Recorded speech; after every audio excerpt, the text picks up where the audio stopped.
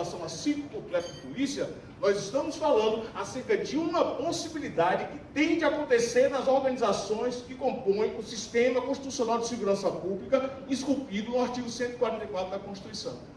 Dito dessa forma, é muito bom aproveitar a oportunidade para ter representantes da academia aqui, porque inclusive no mestrado de Segurança Pública, eu não sei em que medida está se discutindo esse tipo de coisa, mas desde quando teve o primeiro curso de especialização no caso de prevenção e combate à violência, do sistema Progest, na Escola de Administração da Universidade Federal da Bahia, desde lá, a coisa foi ganhando corpo. Vários debates aconteceram. O papel do deputado Marcelino Galo, particularmente aqui na Bahia, foi muito importante para que nós viéssemos a desenvolver.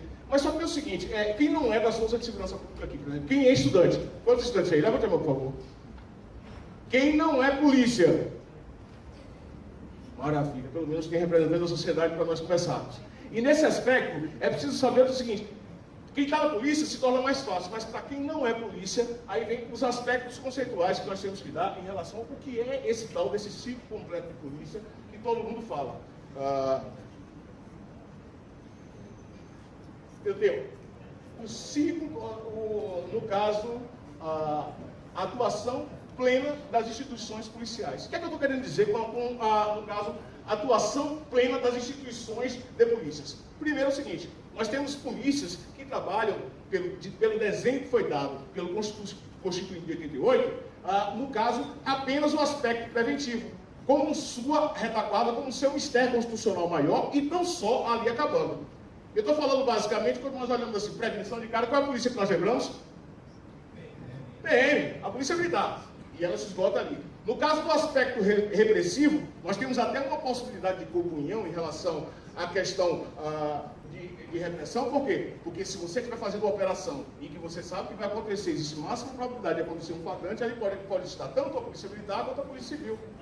Agora, no caso específico da prevenção, nós estamos falando que todo mundo olha PM. Mas a prevenção das estradas, nas rodovias federais, é aqui para não perder a oportunidade do nosso anfitrião. Nós temos a Polícia Rodoviária Federal. Mas aí nós vamos mais adiante. Mas isso são funções dentro das estruturas policiais, eminentemente que fazem esse ciclo completo, diga-se de passagem, em quase todo mundo. E no mundo desenvolvido, o ciclo completo de polícia é uma realidade concreta em todas as organizações policiais. Aqui no Brasil é que está chegando agora. E, por fim, a atividade investigativa. Investigativa que eu chamo a atenção aqui para um aspecto para os estudantes, principalmente os estudantes de Direito. Quantos estudantes de Direito tem aqui? Olha, a invenção, o professor é extremamente humilde, a invenção do termo de polícia judiciária para designar o trabalho de investigação criminal, só faz simplesmente a gente perceber o seguinte, o nome não serve para nada, é isso? Porque se eu estou investigando, a minha atividade é o quê? Investigativa. Para eu ser polícia judiciária, eu tenho de estar fazendo uma atividade que ecoa de um mandamento jurisdicional, de uma atividade de um mandamento judicial. Eu sou polícia judiciária na medida em que eu cumpro o mandado de prisão, eu cumpro o mandado de busca e apreensão, eu estou ali cumprindo uma ordem judicial. Eu não sou polícia judiciária, pelo amor de Deus, é questão conceitual de conceito. Mas, inadvertidamente, diga-se de passagem, a academia se deixou influenciar muito do aspecto político e para qualquer coisa que diga respeito à polícia investigativa, denominamos equivocadamente de polícia judiciária. Colegas nossos aqui da Polícia Civil fazem isso com mais constância. Lá para a gente já está um negócio mais esclarecido, demorou um pouco para acontecer, mas já está mais desenvolvido. Ou seja, para com isso, porque nós temos que trazer de volta o que é correto. Graças a Deus que existem pessoas como Luiz Flávio Gomes que deixam bem clara essa distinção. Porque está difícil ficar pegando os autores antigos, os processualistas, que eles embrenharam um pouco pelos ouvidos em relação a esse tipo de coisa, mas mais tarde eu vou dizer por quê, porque isso aí diz respeito também à arena legislativa. O que por enquanto eu quero deixar claro é o ciclo completo de polícia abrange a possibilidade de todas as organizações policiais cumprirem, dentro das suas organizações, o papel preventivo, repressivo de investigação. Por que eu estou dizendo isso? Porque nós temos, e já foi dito aqui, vocês já perceberam, que as organizações policiais que nós temos o quê? De acordo com o artigo 144. Polícia Federal, Rodoviária Federal, Ferroviária Federal, Polícias Militares, Corpos de Bombeiros Militares, Polícia Civil dos Estados. Só que cada uma delas não faz a coisa completa. Ou melhor, a maioria das organizações que compõem o Sistema Constitucional de Segurança Pública não fazem o dever de casa, não fazem o serviço, não tem ciclo completo. E por isso dá novidade. Ok? Alguma dúvida, pessoal, disso aí, por favor? Então eu posso avançar, né? Vamos lá.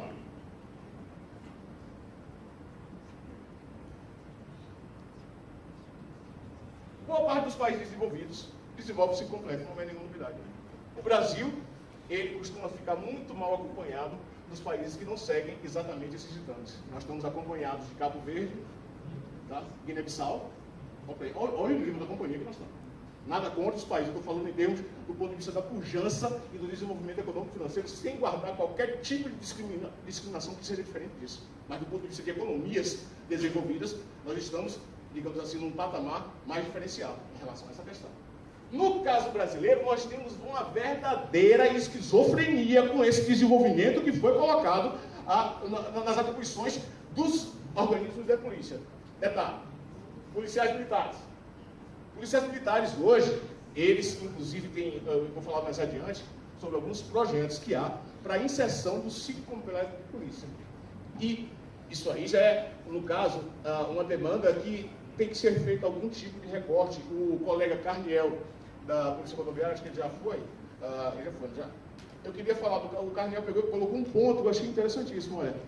Não há falar exclusivamente no ciclo completo de polícia, sem falar de um outro consectário que tem que acontecer junto.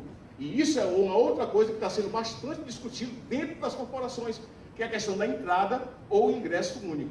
Mas essa anomalia que nós temos aqui é um outro papo, eu vou deixar para mais adiante. Por enquanto, é bastante saber que as polícias militares carecem do processo, em regra, do processo de investigação criminal. Ou seja, eles sigam com um policiamento preventivo ostensivo e não fazem, em regra, o trabalho de investigação criminal.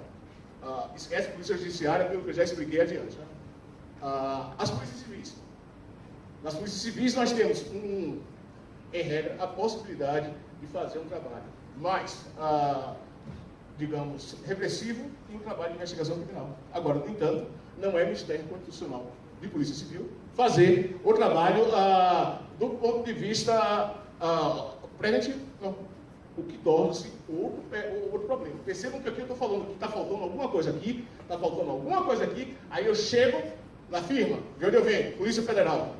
A Polícia Federal, aparentemente, é uma das poucas que, no caso, conseguem cumprir o papel em termos de ciclo completo de polícia. Isso é fato.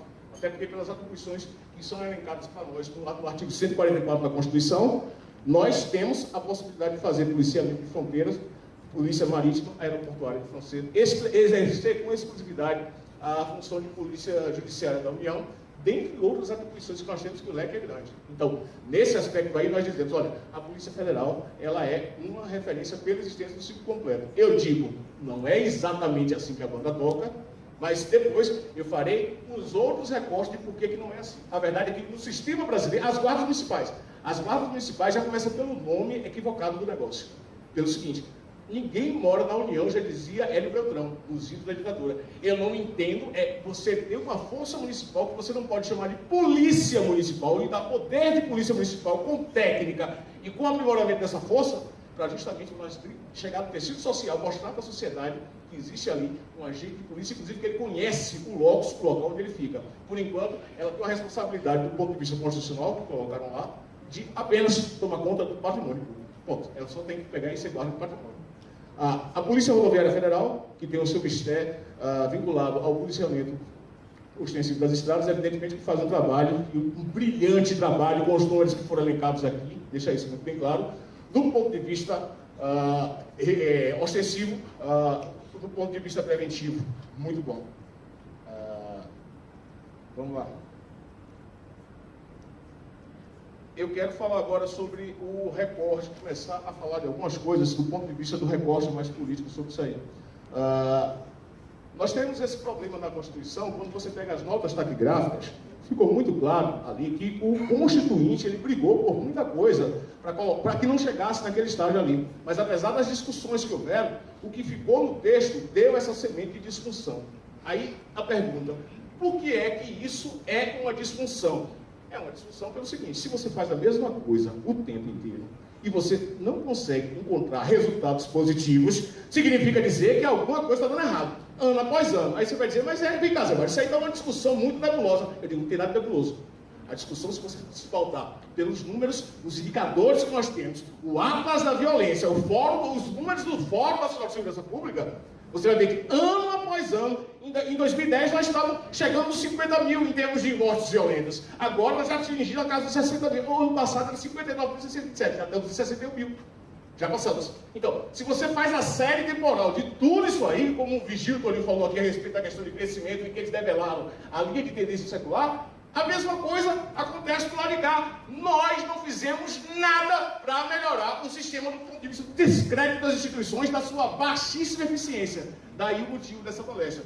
Mas, levando em consideração isso, vamos colocar algumas coisas. Vem cá, mas aquele texto constitucional que ficou lá, por que é que você coloca algumas coisas, inclusive eu estava lendo a respeito disso aí com o Roberto Carlos Malaquias, que ele fala sobre segurança pública, disfunção do ponto de vista do egocentrismo corporativo, pelo seguinte: o poder, do ponto de vista legislativo, de determinadas corporações, ele solapa a possibilidade de discussão das reais demandas da sociedade. É por isso que nós dizemos, inclusive, se tratar de demanda de poderes ultracorporativos. Na medida que você está defendendo sua corporação, mas você quer sublimar os impactos do principal fornecedor no consumidor dos seus serviços, o seu debate corporativo já começou a perder completa validade ética e, do ponto de vista da continuidade disso aí, continua. Fazer dessa forma é fazer mais da coisa errada, sabendo que está errada. Inclusive, só para alertar os senhores, o Ricardo Brizola Balistelli, que hoje está como secretário de Segurança Pública do Estado de Goiás, ele mesmo disse que quando era secretário nacional de Segurança Pública, quando ele aventou, falando dos dados e da dificuldade de se manter esse modelo estrutural das instituições de segurança pública, aí teve alguns representantes que eram gestores, e aí eu estou falando de oficiais, estou falando de delegados de polícia, chegaram para dizer: olha, até compreendo o que você está dizendo, acho inclusive que persiste numa determinada razão para você, mas eu não vou bancar isso, eu não quero mudar isso aí, do jeito que está bom. Tá bom para ele, tá bom para ele. Da mesma forma como temos aqui, infelizmente o colega da Polícia Militar não está aqui para falar, mas eu queria que ele estivesse aqui para ouvir que determinadas coisas não podem continuar acontecendo. O ciclo completo de polícia, ele tem que vir ao lado de entrada única. O que acontece? Nós temos uma parcela dos oficiais que comandam, no caso, a estrutura policial militar, que querem a instituição, sim, do ciclo completo de polícia, sem a carreira única, para compor uma nova anomalia dentro desse sistema. Ou seja, você botar o delegado de polícia militar, seja lá o que seja uma esquizofrenia dessa. Só que o que menos precisamos, tanto nas polícias civis quanto nas polícias militares, é a história de carreira jurídica dentro das organizações policiais. A prova está o fracasso dos números em todos os indicadores de todos os tipos de crime. Isso aí é ponto pacífico. E é por isso que esse meu discurso ele é um pouco duro. Eu peço desculpas aos senhores, mas é para mostrar que dados. Não tem como nós entrarmos no processo de ficar discutindo o que aconteceu, como o homicídio aconteceu, meu irmão. Você discutir que aquilo ali, um corpo é um corpo. Você vai dizer: não, ele não morreu, ele está meio morto. Não, por favor. Ali é um corpo. 61 mil vidas que se foram, em termos de mortes violentas, intencionais, foram 61 mil vidas que aconteceu. Isso em 2016. Ponto e basta. É preciso deixar bem claras as coisas.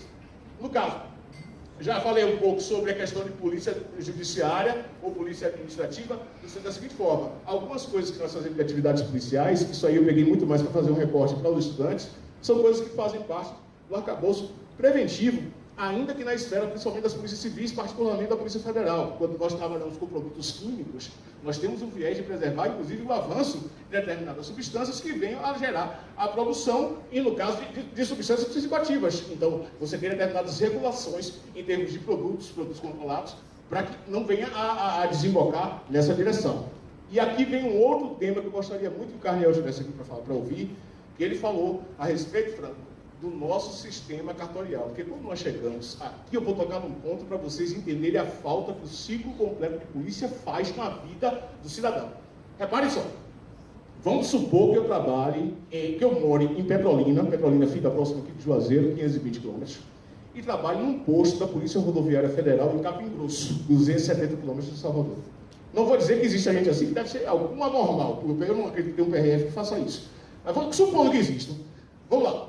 Ele trabalha em Capim Grosso, mora em Petrolina. Aí ele está lá de plantão. Ele tem que ficar 20 horas na pista. Aí ele consegue encontrar uma infração penal. Obrigado. Ele consegue encontrar, na sua fiscalização, ele chega a encontrar uma infração penal lá. Beleza, mas é uma infração penal do CTB. Inclusive, uma infração de menor potencial ofensivo. Muito bem. O que é que ele tem que fazer? Ele não pode fazer coisa nenhuma, porque nós falamos que o policiamento dele é ostensivo, ele não tem que fazer nada. O que é que ele tem que fazer? Ele tem que simplesmente pegar o colega dele, que ele não vai viajar sozinho, dizer que aquilo ali é uma infração e correr, sabe para onde? Ou para Juazeiro, ou para Salvador, para uma das delegacias de Polícia Federal, para iniciar o processo que eu costumo chamar de telefone sem fio. Por quê? Porque ele não pode chegar e dizer, olha, eu encontrei esse resultado, foi assim, assado, cozido, ele dá com a infração penal, e a infração penal do Código de Trânsito Brasileiro, tome aqui, ó, o cara está aqui, Ministério Público. Então, o que é que ele tem que fazer? Ele tem de fazer o telefone sem fio para contar para uma outra pessoa que não viu a situação, que não estava lá, o que aconteceu para que essa outra pessoa venha tomar as providências de praxe. Olha quanto tempo se perdeu, olha o gasto desse homem hora, e olha, pior de tudo, quanto se deixou de fiscalizar por conta disso aí. Por quê? Porque ele não pode fazer diretamente. Percebeu a questão da incompletude em relação ao ciclo? Olha o prejuízo para isso em relação à sociedade. Pois imagine que esse rapaz, policial rodoviário federal, que está lá em Capim Grosso, ele vai voltar para a pista depois que ele pegar e deixa lá? Não, talvez ele volte, sabe? Porque já chegou a hora de ele terminar o expediente dele.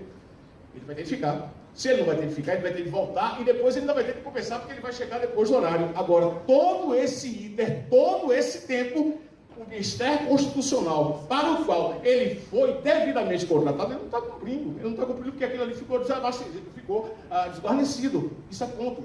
Então, quando nós falamos do ciclo completo de polícia, nós estamos dizendo que esse tipo de debilidade, esse tipo de anomalia, isso responde, em boa medida, pela melhor eficiência, melhor produtividade, eu prefiro o termo produtividade, do que deveria acontecer com todos os sistemas funcionais. Sair agora da história de Capim Grosso, Petrolina, Salvador, vamos trabalhar exclusivamente em Salvador.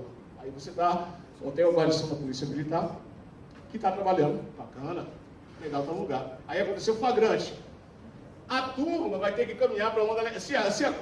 No caso, o fato, a infração penal, ou o fato penal relevante, ele for, no caso de competência de uma delegacia de polícia civil, ele vai para aquela delegacia mais próxima, aí vai todo mundo com o agente que cometeu o devido, no caso, o fato penal relevante, com a materialidade disso aqui, e fica todo mundo lá parado para fazer um telefone sem fio, porque parece que só quem sabe se comunicar com o órgão ministerial, que é o titular da ação penal, através do telefone sem fio, é apenas um bacharel em direito. Parece que é só isso.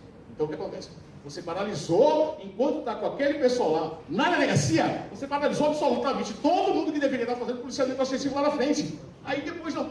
Aí fica, normalmente a sociedade, eu não estou vendo nem mais policiamento, mas imagine quanto tempo no dia, durante o dia rodando, aconteceu um negócio desse, quanto tempo fica parado dentro da delegacia de polícia.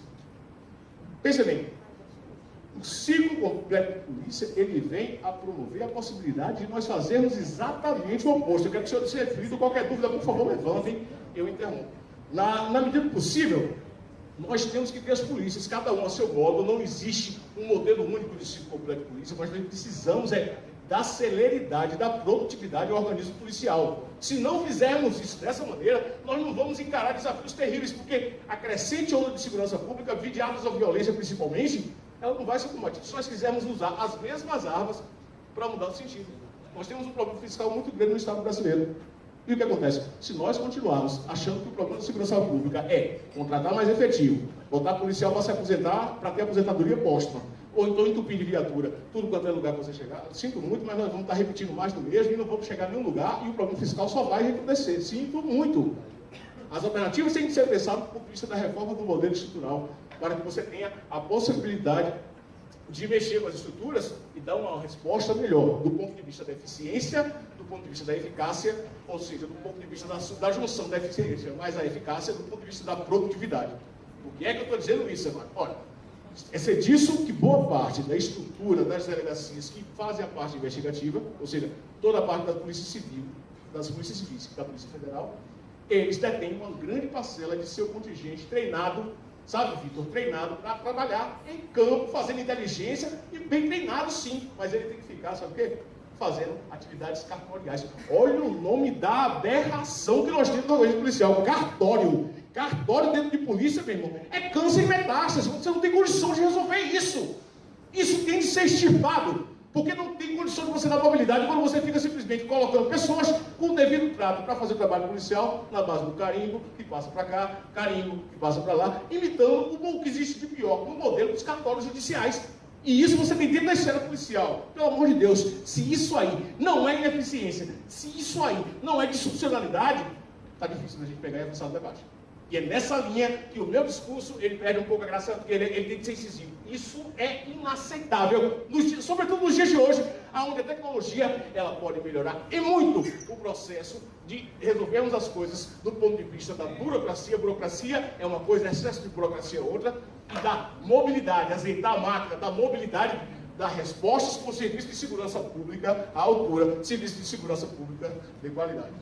Avançando. Quais os resultados do atual modelo, da forma como ele se encontra? É preciso deixar bem claro também uma crítica, ou melhor, um recorte do contraponto. Nem tudo que é de 1940, da década de 40, é ruim. Particularmente na Bahia, nós temos Maria Bethânia, nós temos Caetano Veloso, nós temos Gilberto Gil, pelo amor de Deus. Mas, você tem uma legislação, um diploma legislativo de 1941, que pegou como substrato para o Código de Processo Penal, é isso. Algo que já vinha do Império. E colocar isso aí, com validade até hoje, com excesso de burocratismo, tenha santa paciência. Não tem a menor condição. E a legislação, nesse sentido, não mudou em quase nada na parte pré-processual. A parte da investigação criminal não mudou. Você olha aquilo ali, parece que a pessoa nunca ouviu falar de nada. Continua a mesma coisa de antanho. Não dá. Aí, não, me desculpa, mas é uma crítica ferrenha. Professor, isso é vergonhoso. Me desculpa, mas o termo para isso é vergonhoso. Vamos avançar. Qual é o resultado disso aí? A ênfase reativa no aspecto repressivo. Ou seja, nós não estamos combatendo uma repressão de um crime que aconteceu como algo pontual. Nós estamos agindo reativamente quando já aconteceu o fato criminógeno. Isso aí só vem a dizer que é disfuncional, porque você não consegue produzir uma política preventiva que venha a garantir que quando aconteça a externalidade, ao conceito econômico, aí sim, aconteceu aquele fato penalmente relevante, você já tem como se contrapor. Mas nós não, vivemos sempre no aspecto reativo. E nesse aspecto reativo, o que acontece? Se tem notoriedade, se é alguma coisa que, se a pessoa que, por exemplo, morreu, ela tem uma determinada relevância, até o tratamento da mídia é um. Agora, enquanto isso, só sobram almas e mais almas anônimas nesse rol de ineficiência, de podridão administrativa, de disfuncionalidade organizacional. Vamos lá. Baixa qualidade do alcance do trabalho preventivo. Eu acho que eu já expliquei essa parte quando falei da parte de cima aqui.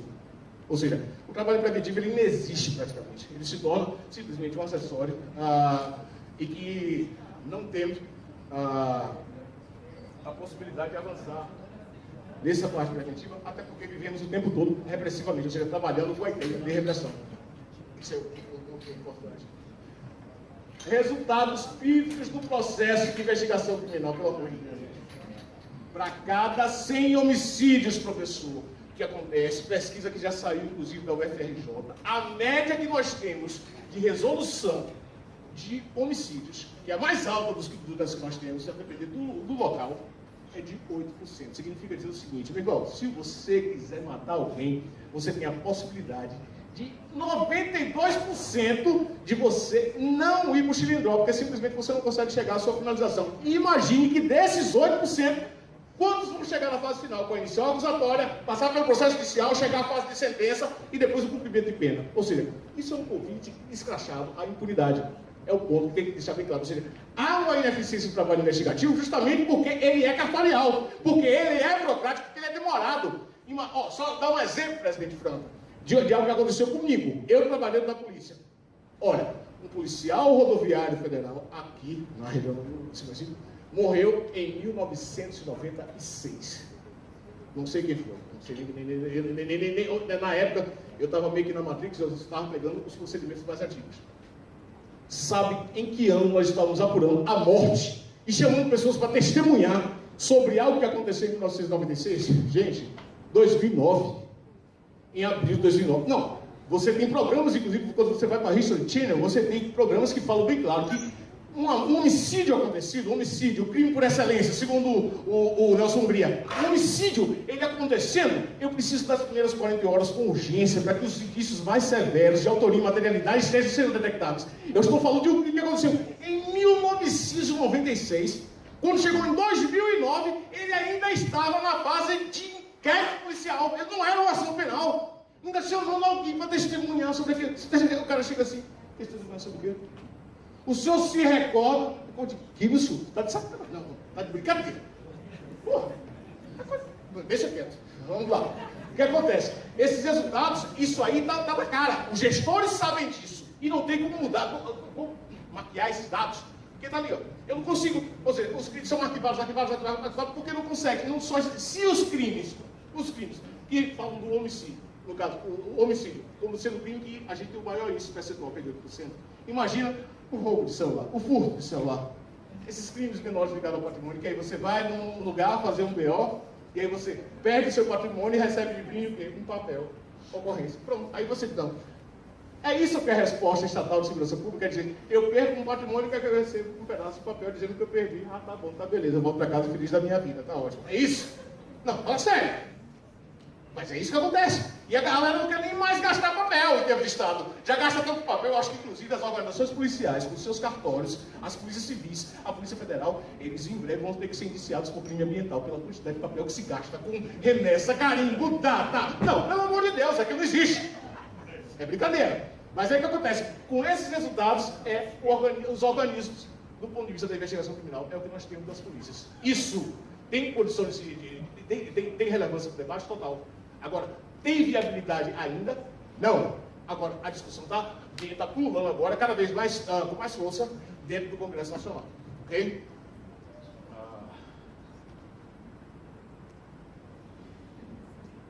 Alternativas legislativas. Agora se preparem para ouvir de coisas sérias a coisas que são absolutamente, no mínimo assim, não sei, se parece que é uma espécie de maconha estragada que alguém fumou, mas tem alguma coisa errada. Não sei não.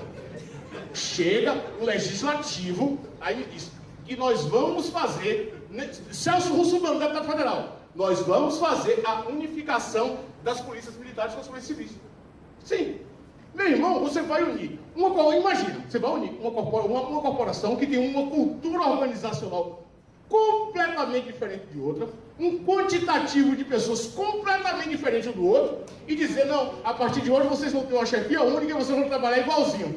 Bom, isso é brincadeira, pelo amor de Deus, isso é uma coisa séria. Chegou inclusive um deputado, que é delegado do Poder de Polícia, o deputado Edson, lá de São Paulo, que eu cheguei, o senhor acredita sinceramente na defesa do negócio desse?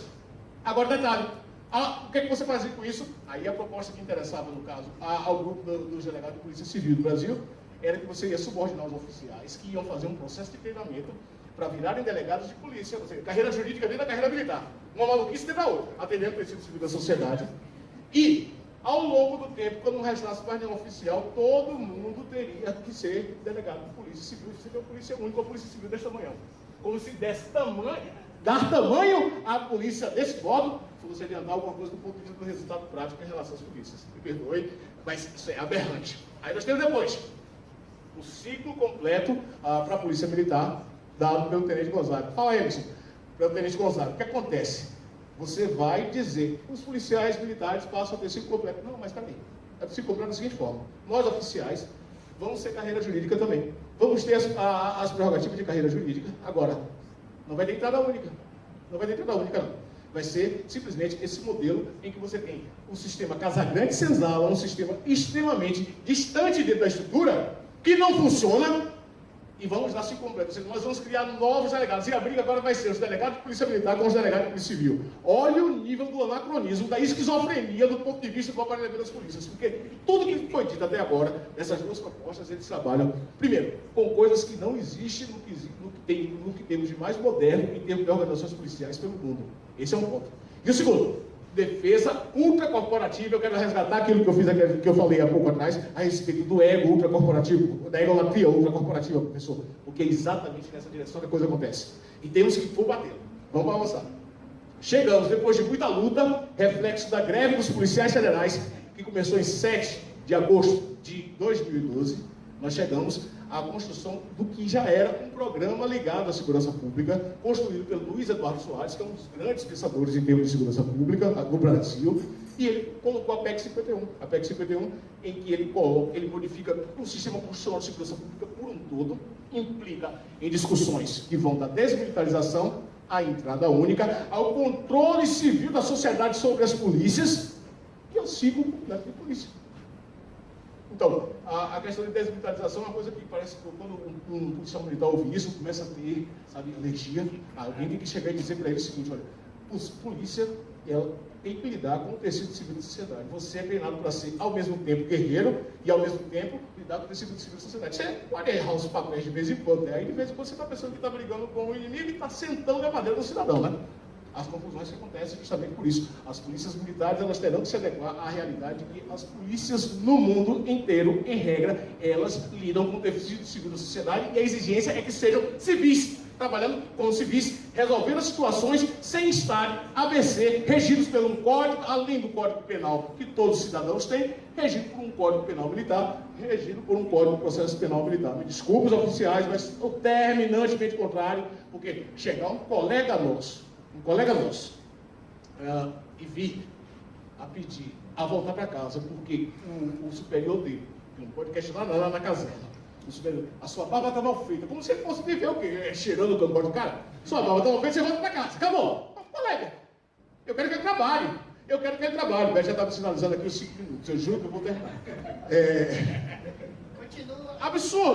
Absurdo esse tipo de coisa. O processo de desmilitarização, e não tem nem as palavras mais, desmilitarização, gostem ou não gostem, inexoravelmente ele vai acontecer. Eu paro por aqui, porque eu não vou ficar falando de outra corporação, eu tenho que trabalhar com a parte da sociedade, mas eu precisava fazer esse recorte. Vamos lá.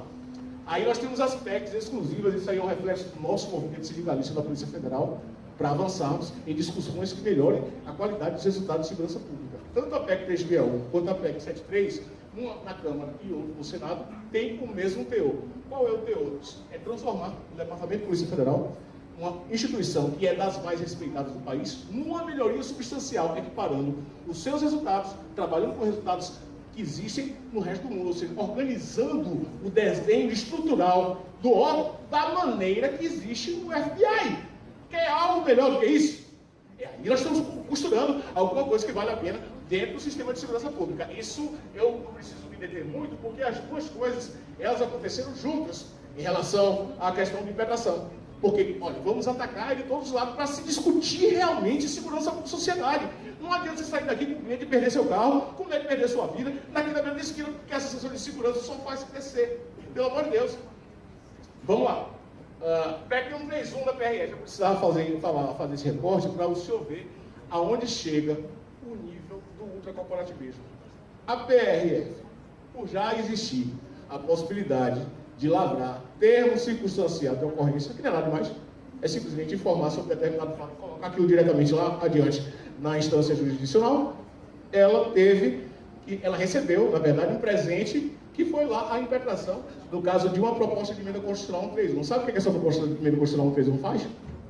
Tira a PRF da autonomia enquanto um departamento e coloca a PRF subordinada ao Departamento de Polícia Federal.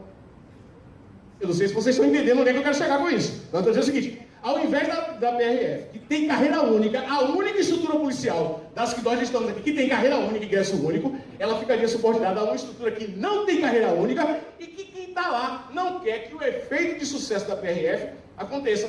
E ficaria, então, a PRF subordinada agora a um delegado de polícia. Entenderam a história?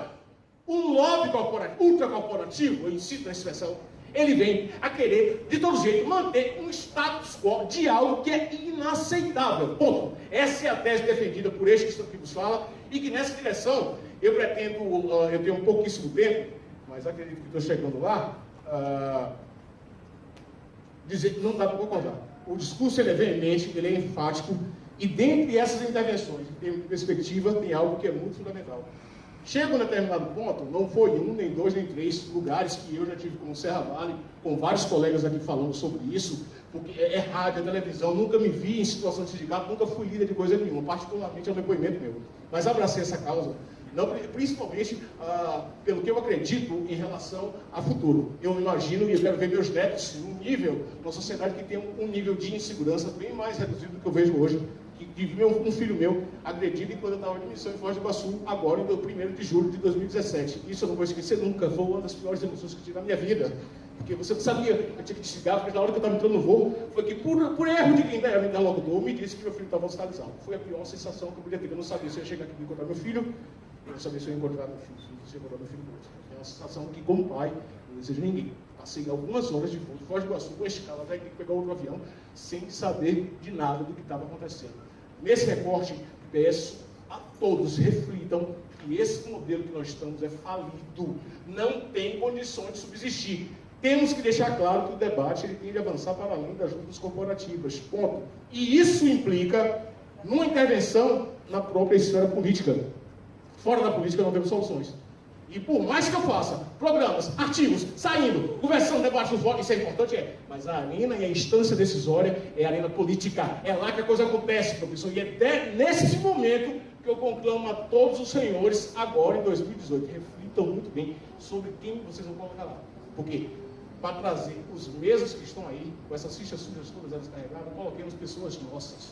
Eu conclamo aos policiais, às forças de segurança pública, aos guardas municipais, votem em colegas comprometidos. Digo mais, já não estou fazendo campanha, não é para mim não, pelo amor de Deus, não é de mais nada. Não tenho nem filiação partidária, mas eu estou dizendo que reflito sobre isso, é porque nós temos a responsabilidade, nós somos cobrados. Eles só dizem que a polícia não faz a sua parte.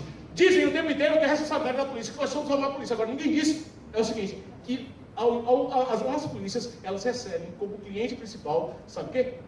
O produto de maus eleitores que transformam de uma forma perversa todo o tecido social.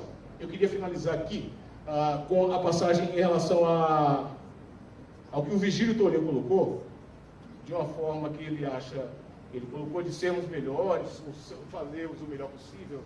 Eu prefiro dizer isso aí de uma forma que acalenta a minha alma, é a poesia. E a poesia eu gosto muito de um dos heterônimos do Fernando Pessoa, que é o Ricardo Reis. Que ele fala que para ser grande, ser inteiro, nada teu, exagera ou exclui. Põe o quanto és no mínimo que fazes. E assim, em cada lado, a lua inteira brilha, porque alta vive. Ponhamos o melhor de nós em cada coisa que fizermos, sobretudo na defesa de uma segurança pública de qualidade para nós, para a nossa descendência. Hoje, a partir de hoje, nessa direção, pessoal. Muito obrigado, tá?